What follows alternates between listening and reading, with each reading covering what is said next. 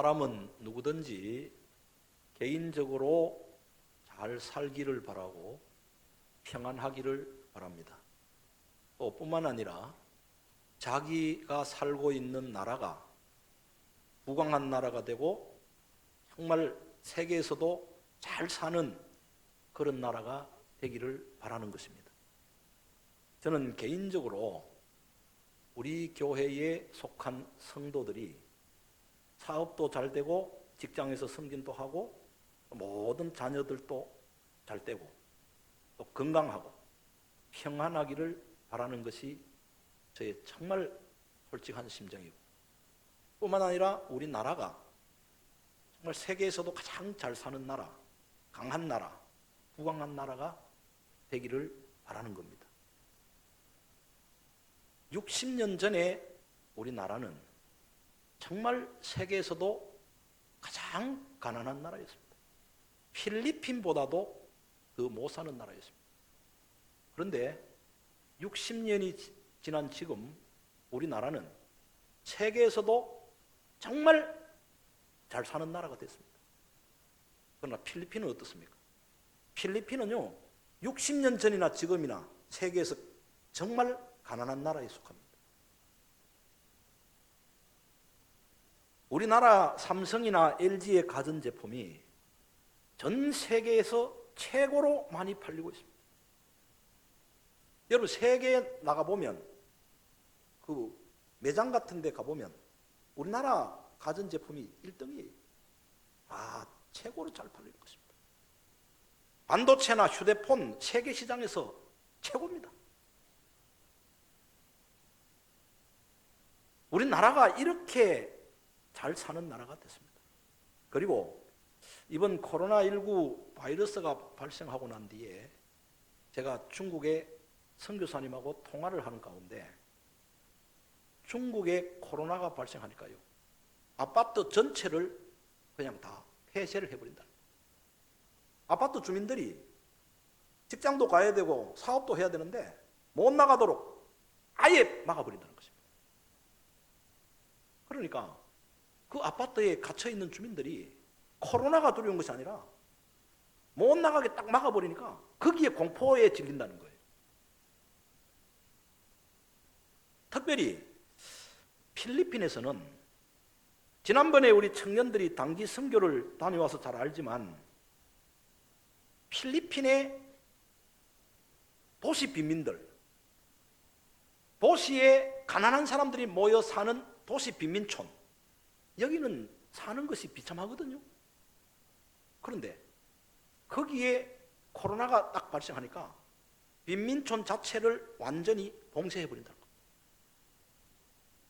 안 그래도 지금 사는 것이 어렵고 겨우겨우 죽지 못해서 살아가는데 코로나 때문에 가난한 사람들이 코로나 걸리면 더 막 번진다고 그 빈민촌을 완전히 출입을 못하도록 폐쇄를 하니까 그 사람들은 하루 나가서 돈 벌어가지고 하루 가족을 먹이 살리고 이렇게 하는데 못 나가도록 막아버리니까 그 안에서 굶어 죽는 사람들이 나온다는 거예요. 그리고 너무 고통스러우니까 많은 사람들이 자살을 한다는 겁니다, 이게. 그래서 그 이야기를 저한테 하는 목사님이, 목사님, 그거는 눈 뜨고는 볼 수 없습니다. 지옥이 따로 없다는 것입니다. 이런 곳에 비하면 우리나라는 그래도 감사하지 않을 수가 없어요. 한번 따라합시다. 그래도 감사합시다. 아멘. 필리핀 같은 나라에 비하면 우리는 그래도 하나님 앞에 감사하고 살아야 하는 것입니다.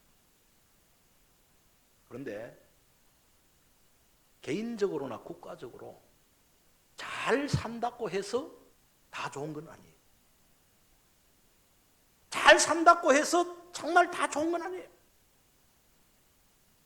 하나님께서 우리 나라를 이렇게 잘 사는 나라, 부강한 나라로 만들어 주셨는데 이럴 때에 우리가 하나님 앞에 하나님 60년 전에는 우리가 필리핀보다도 못 살고 세계에서 가장 가난한 나라였는데 60년 만에 이렇게 잘 사는 나라, 부강한 나라가 되게 하셨으니 하나님 은혜 감사합니다 하면서 하나님 앞에 감사하면서 정신을 차리고 더 믿음 생활 잘하고 더 하나님 잘 섬기고 이러면 좋은데 그렇지 않아요. 잘 살수록 신앙이 나태해지고 잘 살수록 성도들의 믿음이 떨어지더라는 것이죠. 특별히 세계적인 통계로 볼 때에 국민소득 3만 불이 넘게 되면 기독교가 극도로 타락하는 통계가 나와 있습니다. 지금 미국이나 영국이나 독일이나 저런 모든 기독교 국가가 언제부터 타락했는가? 국민소득 3만 불이 넘어가면서 다 타락했다. 그럼 우리나라는 지금 국민소득이 얼마입니까? 약 3만 불씩 됩니다. 지금 우리나라도 통계를 무시할 수가 없어요. 한국교회가 다 신앙이 잘 살게 되니까 무너지는 소리가 여기저기에서 지금 들려오고 있습니다. 이럴 때일수록 우리는 정말 정신을 차리고 깨어서 기도하고 영적으로 나태해지지 않고 타락하지 않도록 기도 많이 해야 될 줄로 믿으시기 바랍니다. 구약시대에 다윗의 뒤를 이은 솔로몬 왕이 극도로 타락함으로 솔로몬이 죽고 난 뒤에 이스라엘 나라가 남북으로 나누어지게 되었습니다. 그런데 북쪽 이스라엘에는 여로보암 2세라고 하는 왕이 다스릴 때에 나라가 가장 강한 나라, 부강한 나라가 되었고, 남쪽의 유다 나라는 우시야 왕이 다스릴 때에 가장 강하고 가장 부강한 나라가 되었습니다.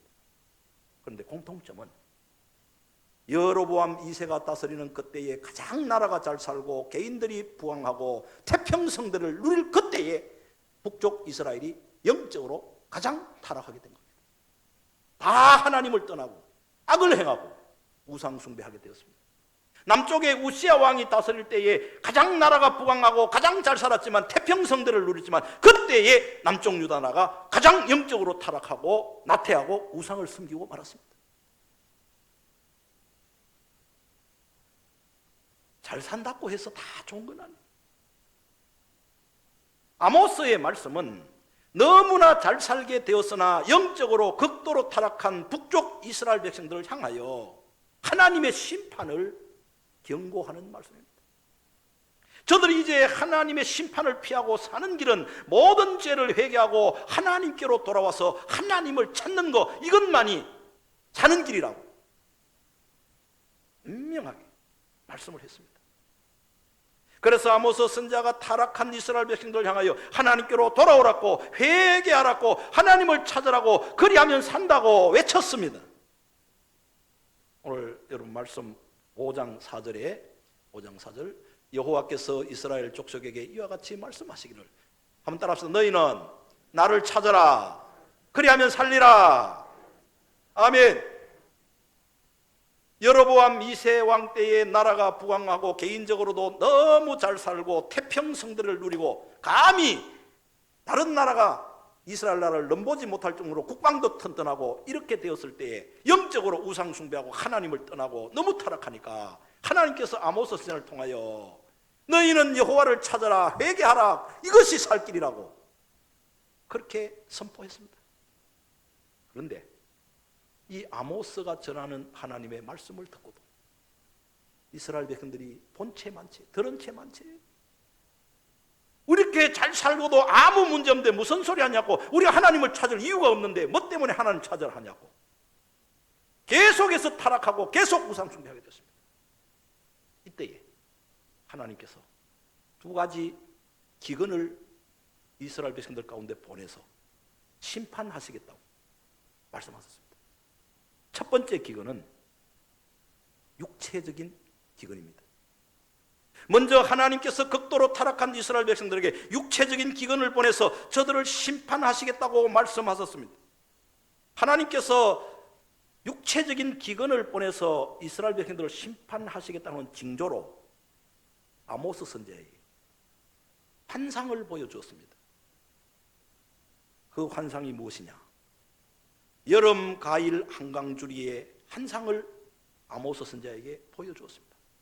여러분 1절 말씀 보시면 주 여호와께서 내게 이와 같이 보이셨느니라.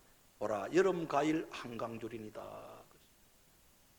하나님께서 극도로 타락한 이스라엘 백성들을 심판하시기 위하여 징조로 아모스 선지자에게 환상을 보여주셨는데, 환상 가운데 여름 가일 한강줄이의 환상이 딱 보이는 거예요. 아모스 선지자가 그걸 보고 있는데, 여름 가일 한강줄이 이게 무슨 뜻인가? 이게 무슨 의미인가? 너무 궁금하여 깊이 생각하고 있는데 하나님께서 질문을 합니다. 아모스야, 너 지금 무엇을 보고 있느냐? 예, 여름 가일 한강줄이의 환상을 보고 있습니다. 너 그게 무슨 뜻인지 아느냐? 모르겠습니다. 하나님이 그 환상의 뜻을 가르쳐 주셨습니다. 오늘 말씀 여러분 2절을 보시기 바랍니다. 2절. 그가 말씀하시되 아모스야, 내가 무엇을 보느냐? 내가 이르되 여름 가일 한강줄이니이다 하며 여호와께서 내게 이르시되 내 백성 이스라엘의 끝이 이르렀은즉 내가 다시는 그를 용서하지 아니하리니. 이스라엘 백성들의 끝이 이르렀다. 더 이상 내가 용서하지 않겠다.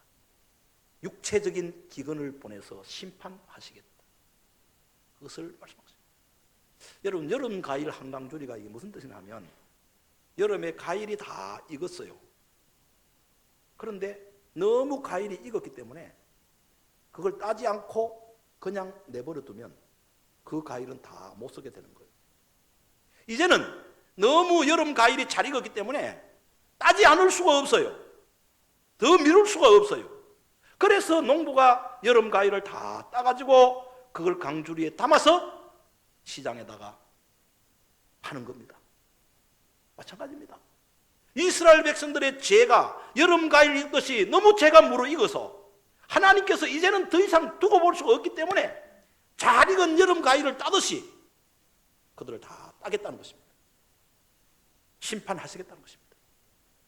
이것이 하나님께서 아모스 선지자를 통하여 오늘 보여주신 심판의 징조입니다.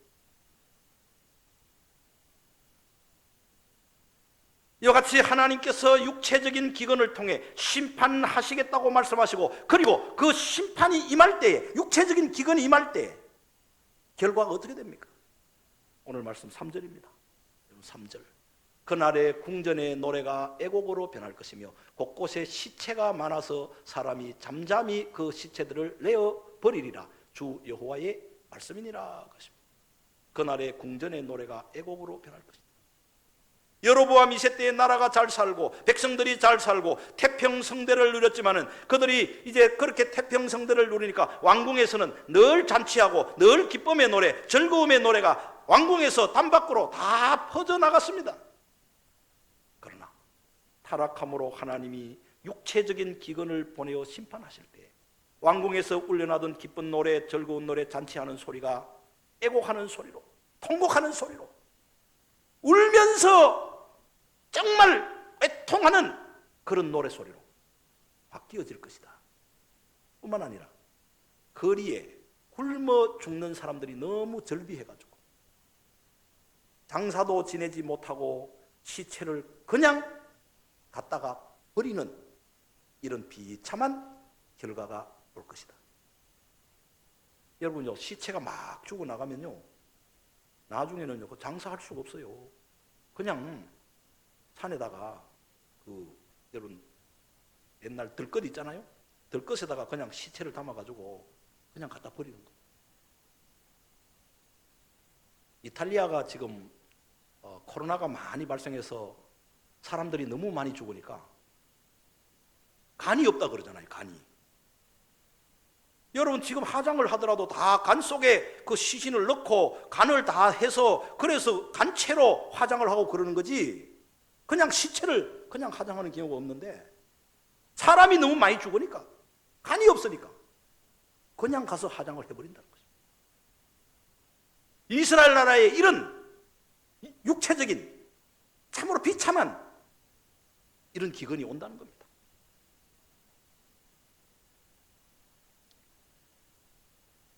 지금 우리나라뿐만 아니라 전 세계적으로 코로나 바이러스가 약 1년 가까이 지속되고 경제적인 어려움이 심해지니까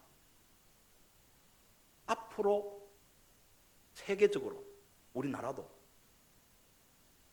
기근의 재앙이 올 수 있겠다. 육체적인 기근의 재앙이 올 수가 있겠다. 두려운 마음이 있습니다. 우리나라만 잘 산다고 되는 게 아니잖아요. 세계 경제가 맞물려 돌아가야 되는데 코로나로 인해서 미국의 경제도 무너지고 유럽의 경제도 무너지고 다 중국의 경제도 무너지고 이러면 우리나라만 잘 살 수가 없어요. 우리나라도 이 육체적인 이 엄청난 기근이 올 수 있다는 거예요. 이런 때에 우리는 아모스 선지자를 통하여 주시는 이 말씀을 생각하고 정신을 차려야 하는 것입니다. 그동안의 모든 죄를 해결하고 다시금 신앙을 회복하고 믿음 생활 똑바로 해야 되는 줄로 믿으시기 바랍니다. 이것이 우리가 사는 길이에요. 오늘 우리에게 주어진 현실을 보면서 정말 정신 차리고 깨어서 기도할 수 있는 여러분 되시기를 주님의 이름으로 축복합니다. 두 번째는 하나님께서 영적인 기근을 이스라엘 땅에 보내시겠다. 그렇게 말씀했습니다. 극도로 타락한 이스라엘 백성들에게 육체적인 기근뿐만 아니라 영적인 기근을 하나님이 보내신다는 것입니다. 오늘 말씀 11절입니다. 11절. 주 여호와의 말씀이니라. 보라, 날이 이를지라 내가 기근을 땅에 보내리니 양식이 없어 주림이 아니며 물이 없어 가람이 아니요 여호와의 말씀을 듣지 못한 기갈이라 그랬습니다. 하나님의 말씀을 듣지 못하는 영적인 기근, 이것을 하나님이 이스라엘 땅에 보내시겠다는 거예요. 세상 사람들은 육체적인 양식만 있으면 만족합니다. 그러나 우리 성도들에게는 영적인 양식이 절대적으로 필요한 것입니다. 세상 사람들은 하나님의 말씀을 안 들어도 아무 문제가 없어요. 하나님을 안 섬겨도 아무 문제가 없어요. 그러나 하나님을 섬기는 우리 백성들은 사람이 떡으로만 사는 것이 아니요 여호와의 입에서 나오는 말씀으로 사느니라 그랬습니다. 하나님의 말씀을 듣지 못하는 영적인 기근, 이 기근이 온다는 것입니다. 세상에서 제일 불쌍한 사람은 감각이 없는 사람이거든요. 사람이 죽으면 모든 감각이 없어져 버려요. 여러분, 죽은 사람이 배고픈 거 봤어요? 사람이 죽으면 배고픈 감각이 없어지는 거예요. 죽은 사람이 뭐 목마른 거 봤어요? 저는요, 암 환자들을 많이 내가 이렇게 임종도 하고 많이 이렇게 경험했는데 살아있을 때는요, 극도로 목마름을 느껴가지고 날 보고 그래요. 목사님, 얼음 하나만 내 입에 넣어주세요. 얼음 하나만 넣어주세요. 그래. 얼마나 갈증이 났으면 그러겠어요? 그래서 내가 얼음 덩어리를 가져와서 입에 하나 다 넣어주면, 아, 목사님 감사합니다. 감사합니다. 얼음 하나에 그렇게 감사하는 거예요. 그런데 그분이 숨을 거두었다. 숨 거두고 난 뒤에 목사님 내가 목마릅니다. 없어요. 죽고 나면 모든 감각이 끝나는 것이죠. 그래서 사람이 죽으면요, 화장장에 뜨거운 불 속에 들어가도 아무 문제 될 게 없어요. 감각이 없는데 그게 무슨 문제가 됩니까? 그런데 우리 교회 이미 이제 천국 가신 권사님이 살아계실 때에 저보고 늘상 하는 말이, 목사님, 나는 죽으면 화장은 안 했으면 좋겠습니다. 나는 화장은 안 했으면 좋겠습니다. 그래, 권사님, 왜 화장을 그렇게 안 했으면 좋겠습니까? 이러니까, 아이고, 불구덩이 속에 뜨거워서 어떻게 들어갔냐고. 아이고, 그게 불구덩이 속에 내가 뜨거워서 어떻게 그거 견디겠냐고. 그거 어떻게 들어갔냐고. 그럼 내가 속으로, 아이고, 권사님, 그러면 사람이 죽으면 매장을 하면 답답해가지고 어떻게 사겠냐고. 다 헐고로 쫓고 다 밟고 어떻게 사겠냐고. 아니에요. 죽고 나면 끝이에요. 죽고 나면 불구덩이 들어가든지 헐 속에 들어가서 짓밟고 뭉개든지 아무 감각이 없어요. 그런데 살아 있으면서 감각이 없는 사람, 그 사람은 정말 불쌍한 사람. 살아있으면서 감각이 없어. 배가 고프면서도 배고픔을 느끼지 못하고, 목이 마르는데도 불구하고 전혀 갈증을 느끼지 못하는 사람, 그런 사람은 불쌍한 사람이죠. 그런데 하나님을 믿는 우리 성도들 가운데 영적인 감각이 없어져서 영적인 굶주림과 영적인 갈증을 전혀 느끼지 못하는 성도들, 정말 불쌍한 사람입니다. 주를 믿는 성도들이 주일날 예배를 드리지 않고, 기도해야 되는데도 기도하지 않고, 죄를 짓지 말아야 되는데 죄를 지으면서도 아무런 감각이 없어가지고 영적인 굶주림이나 영적인 갈증을 느끼지 못하는 사람, 그 사람은 불쌍한 사람이에요. 지금 이제 코로나 이 바이러스가 이렇게 장기적으로 되다 보니까 이제 비대면 예배다, 영상으로 예배를 드리라, 이렇게 되니까 성도들이 이제 가정에서 영상 예배를 드리면서 그래요.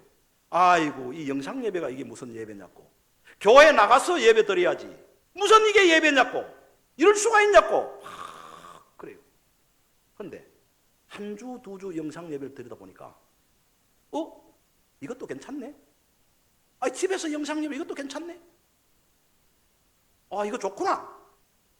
그렇게 되는 거예요. 그런데요, 교회에서 예배 드리는 거하고 가정에서 영상 예배 드리는 거하고 차이점이 있습니다. 정말 차이점이 뭐냐면, 교회는 지금 마스크 다 쓰고 예배 드리잖아요. 가정에서 영상 예배 드릴 때 마스크 안 쓰고 예배 드리지. 여러분, 가정에서 영상 예배 드릴 때 가족끼리 보는데 마스크 쓰고 예배 드리는 사람 손 들어봐요. 없어요. 그런데 교회에서는 마스크를 쓰고 예배를 드리더라도, 같이 찬양할 때 마스크 써도 불편해도, 호흡이 힘들어도 찬양을 같이 따라합니다. 같이 동참해요. 그런데 가정에서 예배 드릴 때는, 안 그런 분도 있겠지만 마스크 벗고 예배를 드리면서도 영상을, 예배를, 찬양을 따라하지 않는 분도 있어요. 그냥 눈으로만 보는 거예요. 그리고 교회에서 모여서 예배를 드리면 지금 다 조용하잖아요. 흐트러짐이 없잖아요. 지금 어떤 분들은 졸면서 가만히 있는 분도 있지만 어쨌든 다 가만히 있잖아요. 그런데 가정에서 영상 예배 드리면 온몸을 비트는 거예요. 그러면서 누워서 예배 드리는 사람도 있을 것이에요. 교회에서는 휴대폰이 안 울립니다. 오전 일부 예배 때는 이게 누가 휴대폰을 울려가지고 굉장히 방해가 됐는데, 지금은 휴대폰 안 울립니다. 그러나 가정에서 예배 드릴 때 휴대폰도 자주 울려요. 그러면 교회에서 예배 드리면 휴대폰 울리면 그걸 봤습니까? 얼른 끄지요. 그런데 가정에서 영상 예배 드릴 때 휴대폰 울리면 아이고 하나님 죄송합니다 하고 휴대폰 먼저 받고 또 예배 드릴 수도 있어요. 지금 우리가 가정에서 영상 예배를 드릴 때 몇 명이 지금 이 방송으로 예배를 드리고 있는가 숫자가 다 나옵니다. 그런데 그 숫자가 들쭉날쭉이에요.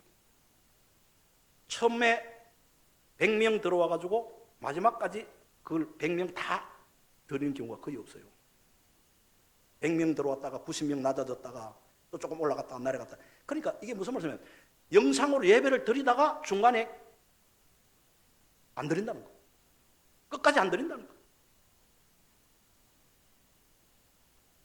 여러분, 그리고 가정에서 영상으로 예배를 드리다가 너무 이렇게 힘들고 막 이렇게 하다가 한 주 안 드렸어.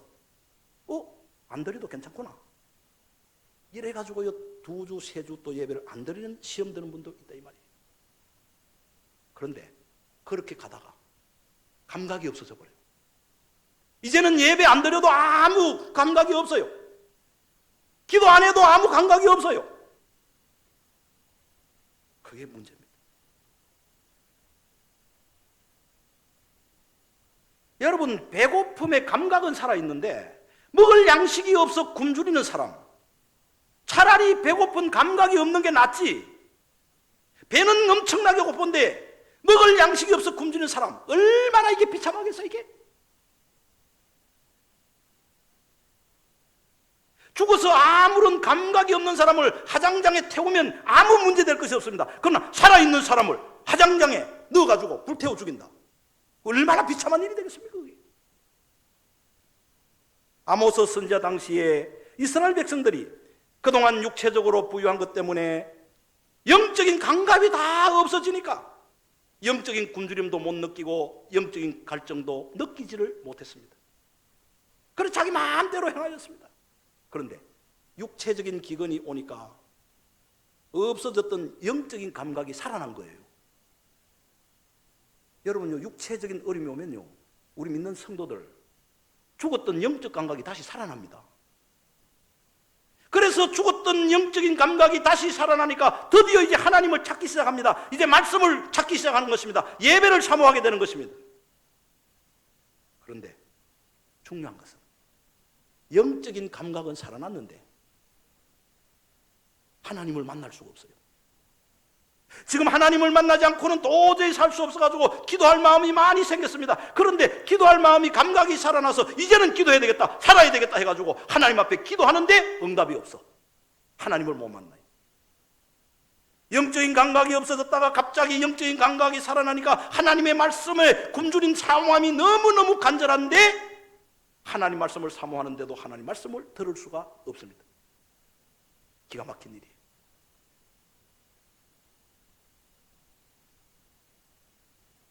정말 영적인 감각이 살아나서 극심한 영적 굶주림과 갈등을 느끼면서 하나님을 찾고 말씀을 사모하는데도 하나님을 만날 수 없고 기도 응답을 받을 수가 없고 말씀을 들을 수가 없는 이 영적인 기근, 이것이 얼마나 비참하겠습니까?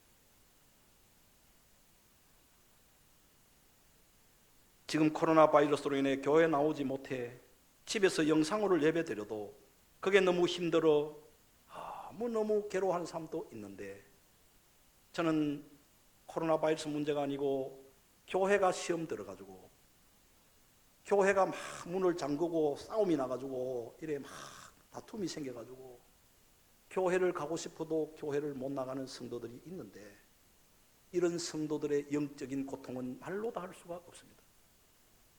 그래서 그 고통을 당하는 권사님이 나를 보고 그런 말을 해요. 목사님, 내가 지금까지 신앙생활하면서 이런 영적인 고통을 평생 처음 느껴본다고.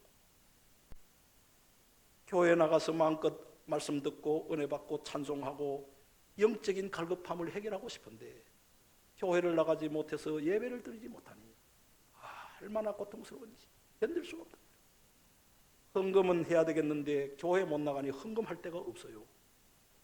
그래, 헌금은 안 할 수는 없고 헌금은 쌓아놨는데 드릴 데가 없어. 그게 너무 힘든 거예요.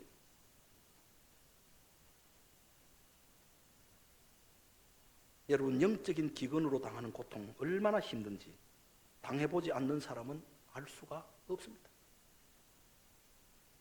정말 영적인 기근에 시달리는 사람은요,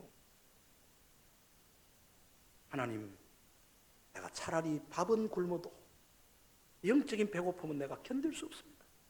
하나님, 내가 밥을 굶어 금식하는 한이 있더라도 영적인 만족을 주시옵소서. 영적인 은혜를 회복해 달라고 그렇게 사모하는 거예요. 목마른 사슴이 시냇물을 찾기에 갈구는 것처럼 그렇게 영적인 갈급함을 느끼고 영적인 갈증을 느끼는 사람은 그렇게 주를 사모하고 말씀을 그렇게 사모하는 거예요. 그런데 그게 안 채워지니까 말로 다 할 수 없는 거예요. 오늘 말씀대로 12절을 보시면은 사람이 이 바다에서 저 바다까지 북쪽에서 동쪽까지 비틀거리며 여호와의 말씀을 구하려고 돌아다녀도 얻지 못한다. 여러분, 왜 사람이 이 바다에서 저 바다까지 하나님의 말씀을 사모합니까? 그거는 영적인 감각이 살았다는 증거예요. 영적인 감각이 무감각하고 영적으로 감각이 없는 사람은 이 바다에서 저 바다까지 말씀을 찾아 헤맬 이유가 없어요. 그런데 너무 영적으로 시달리고 영적으로 감각이 돌아와서 정말 하나님 말씀을 듣고 싶고 기도하고 싶은데 이 바다에서 저 바다에서 아무리 찾아도 하나님이 응답하지 않고 말씀이 없으니 말로 할 수 없는 고통이. 13절에도 보시면은 그날에 아름다운 처녀와 젊은 남자가 다 갈하여 쓰러지리라. 이거는 물이 없어서 가는 게 아니에요. 물이 없어서 쓰러지는 게 아니에요. 하나님의 말씀을 사모하는데도 말씀이 없으니, 기도해도 하나님 앞에 응답이 없으니, 다 목마른 사슴이 신의 물을 찾기에 갈급하다가 물을 만나지 못해 쓰러지듯이 주의 백성들이 영적으로 너무 갈급한데 말씀을 만나지 못하고 말씀을 듣지 못하고 다 이리 지치고 저리 지쳐가지고 다 떨어지게 되다.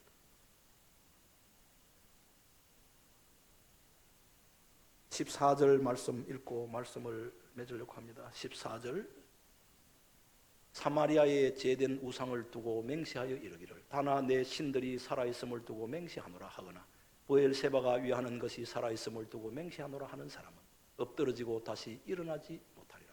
이게 무슨 말씀이냐? 영적으로 너무 기갈이 왔어요. 영적인 기근이 왔어요. 하나님을 찾아도 응답이 없어요. 말씀을 구해도 말씀이 없어요. 그러니까 너무 지쳐가지고 우상을 찾는 거예요. 우상을 찾는 거예요. 이미 다 수요일 저녁에 말씀드렸지만 사울 왕이 타락함으로 너무너무 어려운 가운데 있었는데 마지막 블레셋과의 전쟁이 벌어졌을 때 육체의 어려움이 오니까 영적인 갈급함이 생겨서 하나님을 찾았습니다. 그런데 하나님을 찾는데도 불구하고 꿈으로도 말씀하지 아니하시고 우림으로도 말씀하지 아니하시고 선지자로도 말씀하지 아니하니까 사울 왕이 견딜 수가 없어. 하나님을 찾는데도 하나님이 응답 안 하시니 너무 괴로운 거예요. 그래서 신접한 여자를 찾아가는 거예요. 신접한 여자를 찾아가는 거예요. 엔돌의 신접한 여자를 찾아. 왜? 영적인 굶주림이 너무 갈급한데 응답이 없으니까 신접한 여자를 찾아갑니다. 망한다. 영적인 기근으로 인해서 응답이 없을 때 브엘세바를 찾아가고 단을 찾아가고 우상의 제단을 찾아가서 그 이름을 두고 맹세하고 그렇게 하는 자는 망할 것이다.